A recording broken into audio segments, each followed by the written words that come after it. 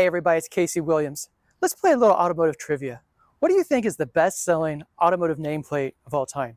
You might guess Model T, maybe about 15 million of those. You might guess Beetle, maybe about 23 million of those. But the best-selling automotive nameplate of all time is Corolla. They've made over 50 million Toyota Corollas since the late 1960s. They're efficient, they're durable, they're very affordable, and with the FX model we have this week, also a little bit of fun. Let's give a look at it. Even without the FX trim, this generation of Corolla is actually a pretty handsome car. It's a little more aggressive, it's a little more aerodynamic, a little sleek, has a little more Camry, Prius attitude perhaps, but I really like it with the FX trim. You'll start seeing some of the things like the blacked out mirror caps, the blacked out roof, the 18-inch black wheels, kind of the machine pulley look to them. I like that a lot. I really like the thin line headlamps as well, and the big lower grille. FX also lowered down just a little bit, a little more of an aggressive stance to it. The black lower rocker moldings. And come around the back, spoiler. I think the spoiler is a little bit overdone, but it looks pretty nice on the car. More of the diffuser effect down below and all the blacked out trim.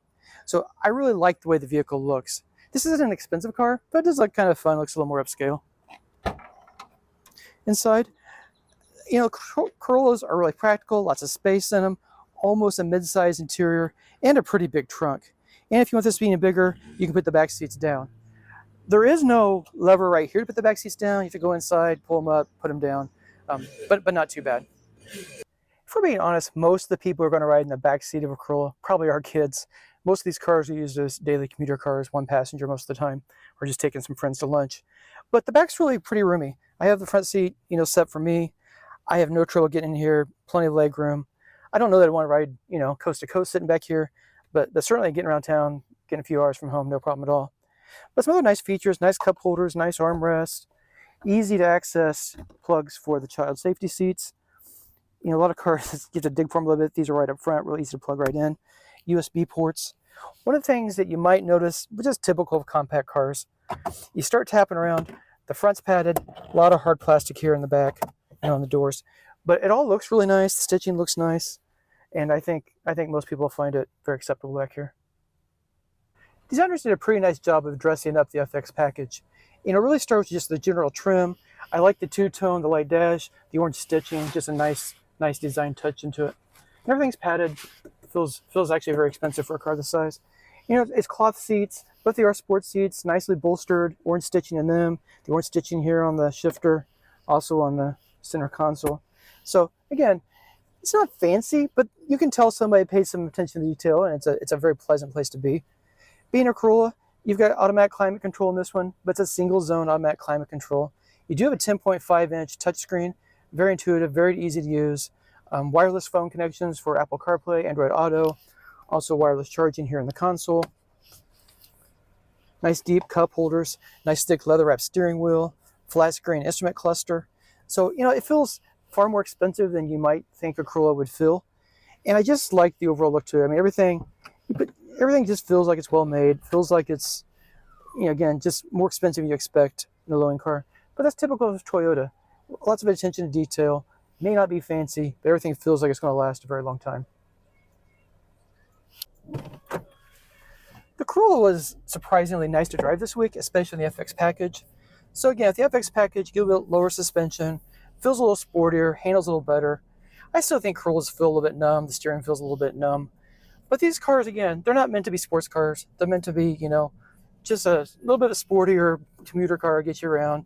Maybe your first car that looks kind of cool. And in that vein, does a really nice job. Go over rough pavement, just soaks it up, no problem. And feels very well built together. Another squeaks, creaks, or rattles. Powertrain, you get a sportier car, but you don't get a sportier powertrain. This has a 2-liter 4-cylinder engine. Delivers 169 horsepower, 151 pound-feet of torque, which in a compact front-wheel drive car really is enough power. That's enough power for a mid-sized car, honestly, so in this car it's enough. But this comes with a continuously variable transmission. And again, if fuel economy is your mission, CVTs are great. They're not particularly sporty. This one has a little bit of a kind of a jerk motion when you first take off with it sometimes. It does whine, it vibrates, gets a little bit loud. So it's acceptable, but it's really not the best choice. I kind of wish this car had a stick shift, because I think the suspension is tight enough and it's isolated enough that it'd actually be a fun car to drive. But fuel economy is pretty decent. That's one of the big pluses of a Corolla. 31 miles per gallon in the city, 39 highway. So even if it's, not the most invigorating powertrain, at least you do get really good fuel economy from it. 0 to 60 time, not terribly quick, but not bad for a compact car. 0 to 60 about 8.1 seconds. So again, this is not a sports car, but this is a very pleasant car for everyday use. It will absolutely not cause any problems. And knowing Corollas and their reputation, you'll probably be able to drive this car for hundreds of thousands of miles for a very long time.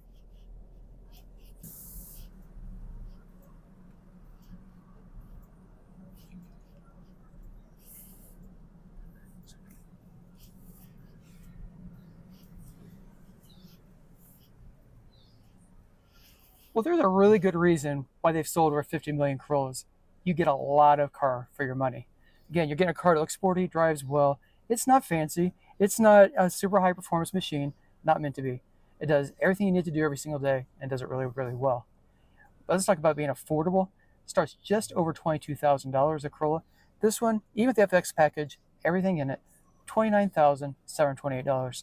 So for under $30,000, you get a car that you really like and will last you a very long time.